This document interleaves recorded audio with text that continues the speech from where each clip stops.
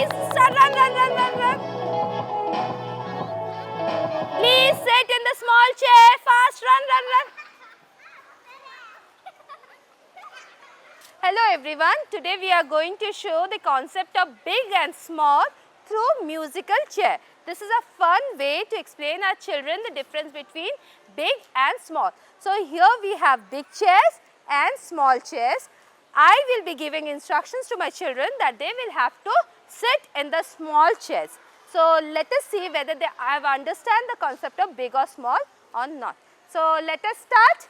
Are you all ready? So please start. Run, run, run, run, run. Yes, please start. Run, run, run, run, run. Please sit in the small chair. Fast, run, run, run.